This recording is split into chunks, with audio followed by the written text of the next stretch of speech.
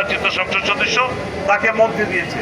আমরা আশা করব যে মীর হেলালের মাধ্যমে পার্বত্য চট্টগ্রামে ন্যায় বিচার প্রতিষ্ঠা হবে, গুণাগুণি বন্ধ হবে। তারেক জিয়ার নেতৃত্বে মীর হেলালের কারণে পার্বত্য আমরা ন্যায় বিচার পাবো, বৈষম্য আর থাকবে না।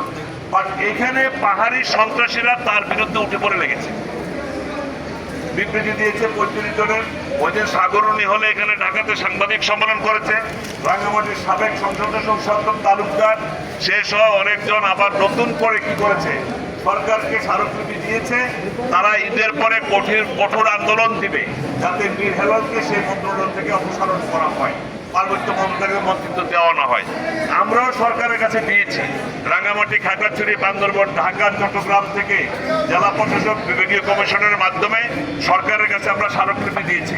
পার্বত্য চট্টগ্রাম নাগরিক পরিষদের বিশাল সংগঠন, এটা 3টা জেলা 26টি উপজেলা নিয়ে এই সংগঠন 7টা পৌর। রোজা রয়েছে, ইফতারের দিকে যাব। এই সময়ে আমরা কিছু কথা আপনাদের সামনে, ঢাকাবাসীর সামনে আমরা বলতে চাই। পার্বত্য চট্টগ্রাম বাংলাদেশেরই একটা অংশ, এটা নিয়ে বাংলাদেশ গঠিত হয়েছে। বিভিন্ন ষড়যন্ত্রে পার্বত্য চট্টগ্রাম শিকার, এটা বিভিন্ন সরকারের। এই শিকারগুলো কারা, যেখানে বসবাস করে সাধারণ মানুষগুলো, তারা নির্যাতিত, নিপীড়িত এবং অধিকার বঞ্চিত। তার মানে কি? তার মানে হলো, বিশেষ করে স্বাধীনতার পরবর্তী সময় থেকে ভারত বাংলাদেশকে কোনো না কোনোভাবে নিয়ন্ত্রণ করতেছে। পার্বত্য চট্টগ্রাম সেই নিয়ন্ত্রণেরই একটা অংশ। ওই নিয়ন্ত্রণ করতে গিয়ে আমরা যাতাগলে পড়েছি।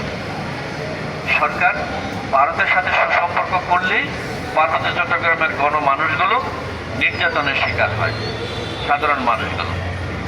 বৈধ করে দিয়ে গেছে, চুক্তি করে দিয়ে গেছে।